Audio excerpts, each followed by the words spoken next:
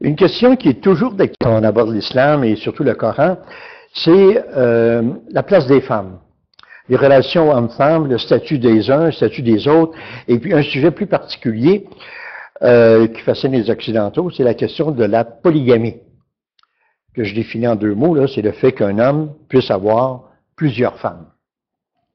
Que dit le Coran? Ben, on va voir très clair. Alors, on va prendre le texte pour en faire une interprétation qu'on appelle très littérale.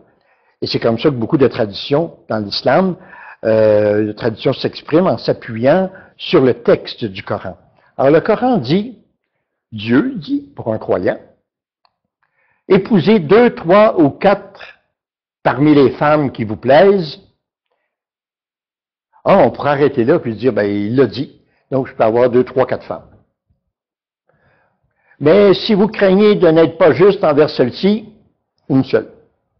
Ah ben ça, c'est pour les autres. Moi, j'ai pas de crainte. C'est une interprétation littérale et qui est très en force dans l'histoire de l'islam, des sociétés musulmanes, qu'un homme puisse avoir jusqu'à 4 épouses. C'est très pratiqué, mais peut-être de moins en moins. Parce que les femmes qui sont plus scolarisées aujourd'hui, ben, elles peuvent faire inscrire dans leur contrat de mariage qu'elles interdisent à leur mari d'avoir une deuxième épouse. Donc, c'est des traditions qui se modifient. Un pays, par contre, arabe, a interdit la polygamie, la Tunisie, dans les années 50. En s'appuyant sur le Coran, mais pas sur cette phrase-là. Il faut aller voir plus loin. Dans le même chapitre 4, à la 128e ligne ou verset, c'est écrit « Vous ne pourrez jamais être équitable entre vos femmes, même si vous en êtes bien soucieux. » Donc, ça vient un peu contredire l'autre.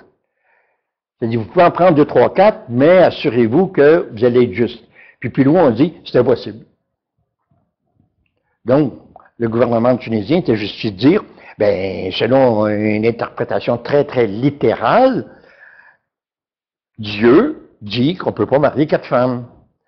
Mais c'est le seul pays arabe, tous les autres, ça continue d'être pratiqué. C'est pratiqué, c'est-à-dire chez les générations plus âgées. Mais il y a beaucoup de restrictions aujourd'hui, au Maroc, en Égypte, dans d'autres pays, pour rendre la pratique de la polygamie beaucoup plus difficile.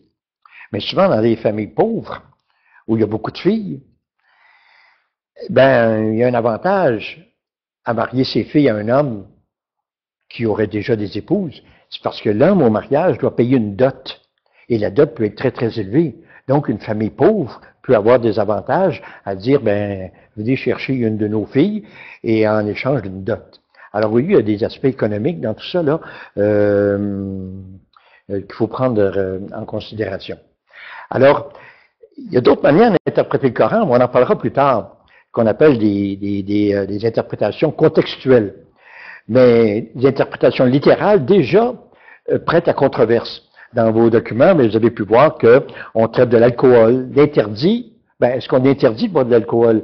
Est-ce qu'on le défavorise? Alors, vous lisez plusieurs versets, puis au bout de la ligne, vous dites, ben, finalement, c'est peut-être à moi de l'interpréter à mon âme et conscience. La même chose pour le port du voile. Il y a beaucoup de phrases qui traitent du port du voile, mais qu'est-ce que le texte dit exactement?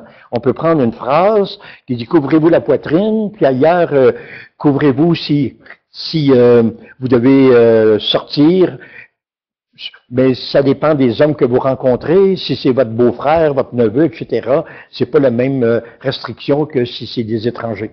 Alors, on se retrouve toujours devant la difficulté de faire une interprétation exacte du texte à cause des nombreuses phrases qui traitent du même sujet.